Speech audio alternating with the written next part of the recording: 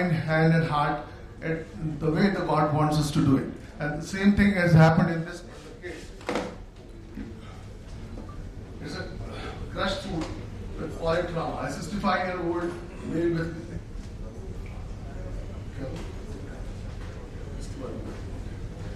motor vehicle accident and polytrauma patient with head injury and chest injury. A known alcoholic and smoker and treated in different hospitals, and right subtrochanteric comminuted femur fracture, comminuted open left tibia fracture, left foot avascular leg sole with ankle subtalar strength dislocation, pharyngeal, metatarsal, talus, and calcaneal fractures. He was offered amputation of the left foot by the treating consultants, but the family opted for no amputation and changed the treating surgeon and the hospital.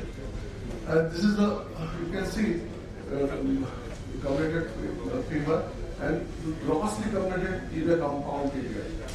And this was the condition of the foot. It was almost black and there were multiple fractures in the open. And what would you have done? Anyone of you in the audience?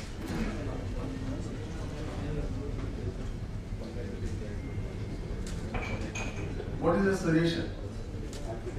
Okay, fine. So there were options. First option was refer somewhere else. Your problem should go somewhere else. You should not take it. Another is just convince for the amputation what the other surgeon has suggested and go for the long bone fixation. Or the conventional management without amputation with conservative treatment of the foot, and or Ilizarov with contralateral interlock. But I took the decision on the basis of prevailing condition and grave prognosis, polytrauma, old age with poor lifestyle, uncertain outcome of the foot, guarded prognosis explained and decision taken to continue with the management of shock, repeated food debridement till fit to grab too long with laser modes. And this was, to my surprise, every time I was opening the dressing, it was all black, So I had to debride, keep on debriding.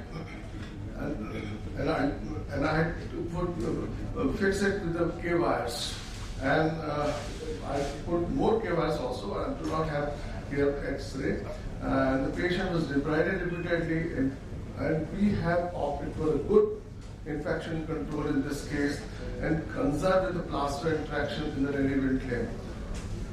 Eventually, we did right femur interlocking and left percutaneous tibial plating and crushed foot debrided further and with the plaster and amputation of the toes which were totally black.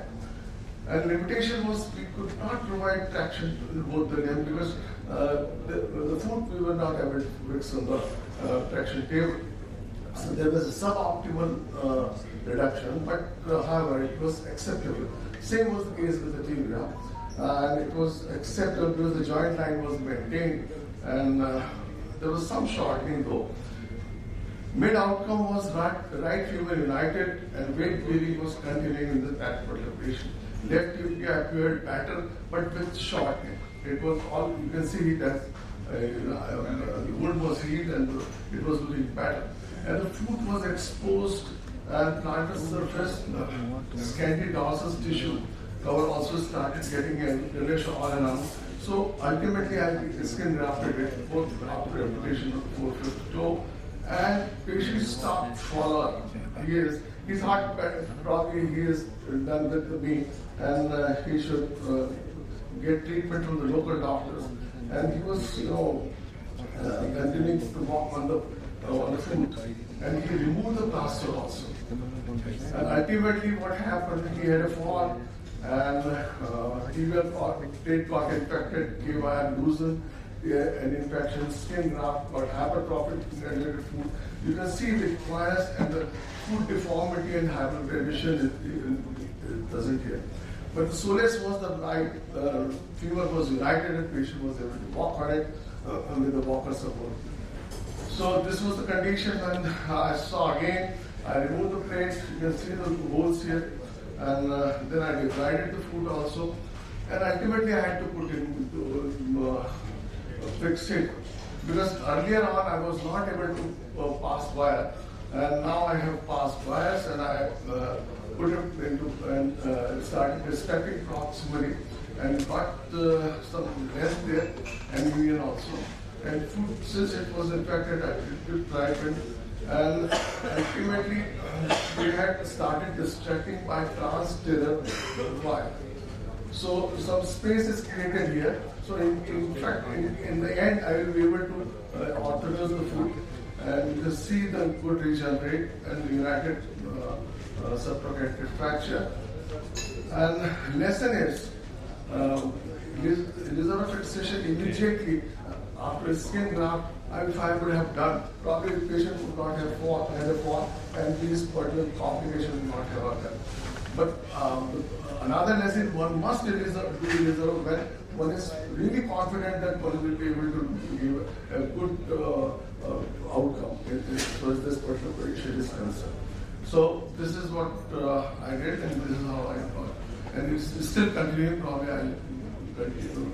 And I'm going to show you one more slide. Yesterday, Professor Manish asked me while Dr. Sen was showing the transport technique, and I did in one fragment, two places transport. You can see, and ultimately we do a case. This is a different case. This is how I could fill the gap of 6 inches in that patient. I'm going to show the next. Is there any question for me? To continue on to your second case, Okay. then we'll take the question.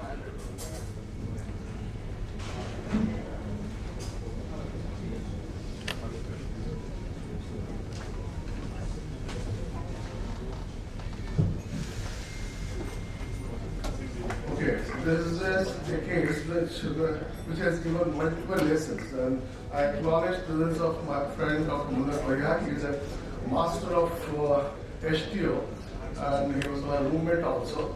And in fact, there is a saying: if you want to, it's good to learn from your own mistakes, but if you learn from others' mistakes, it's really good. So, in this case, there was a patient is operated by someone else, and if you want to have flawless STO, then you need to do extra efforts. And extra efforts are like you need to give a result which is long-lasting to the patient. And if you leave any fault, the fault does not give unpunished to you. The result is catastrophic outcome and unresolved way, non-union shortening and lateral thrust and others. Ilizarov can rescue the situation efficiently, but one must maintain high clinical vigilance to identify and solve any problem arising or can arise in such cases. As a Ilizarov surgeon, we all have a high responsibility of do not commit any mistake in whatever you are doing. So, because most often you deal with cases. Here, a middle-aged lady, active lady, with mild diabetes and no comorbidities and sedentary lifestyle, homemaker from an affluent family. She had an osteoarthritis in the joint line, narrowing and convergence, and medial corneal depression with the varus and mild subluxation of the knee. You can see there is subluxation. And she was subjected to conventional lateral wedge resection, plate fixation, H2 and swell. And H2 wedge is an osteotomy on the lateral side, and the problem was on the medial side. And they created a deformity on the lateral side also. And the osteotomy was weeping dome osteotomy. It was far away from the tibial tuberosity. So it does not unite, and it offers problem in the union. And deformity in the medial corner, the diaphysis was persisting. You can see the deformity is persisting in both places. And mild lateral subluxation indicates the lateral collateral and medial collateral ligament laxity. And no stress protection on the medial cortex, because the fixation was done only at one place, and there is some amount of subluxation on the medial side also. And that should have been fixed or put it into graft. Joint line label achieved, however, but the the medial condyle depression persisted. So, and the patient developed multiple deformities, rotation, shortening, and medial joint line depression. And apart from all symptoms, she had subluxation at the osteotomy, AP and medial at the plane, the joint labor, the medial rotation.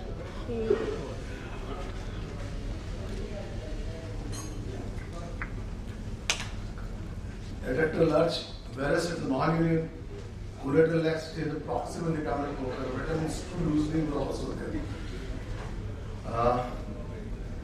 And we have learned from the previous one, everyone must learn identify all the deformities existing in that patient and try to completely eliminate all and never create a deformity to treat a deformity. Always think of the perfect union if we have cut any bone, because if bone is cut and you are not thinking of the union, then this will give a problem. And if you have committed any mistake, bite the bullet, accept it, and go for correction.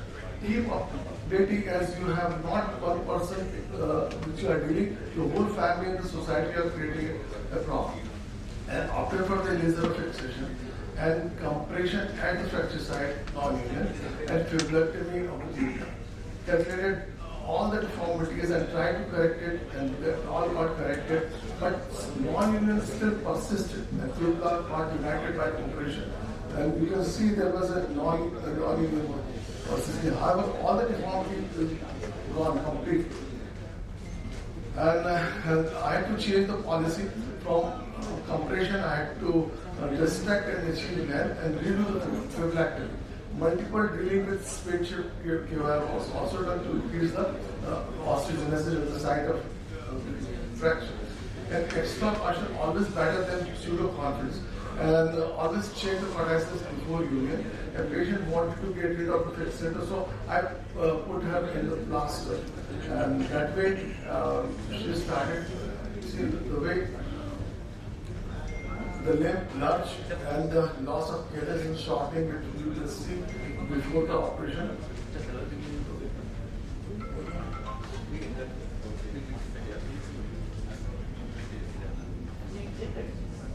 And now see how briskly she is walking.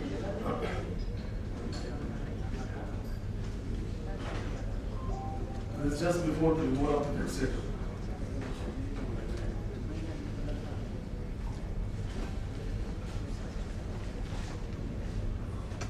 The hypertrophic non-union, yesterday also somebody was telling that it should be distracted, not compressed. This was a mistake I was communicating, so I have corrected that mistake. And all the deformity is corrected, but compression gave rise to fibular union, and that was not good. So, medial condyle depression needs a separate osteotomy, which we have suggested patient for the lateral grade, and fibulectomy must be complete. If it is incomplete, then there will be loading on the fibula that will prevent union.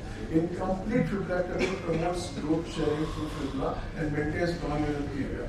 Additional bone drilling for the promote osteogenesis, and one should always go for additional support in doubtful situation. Thank you.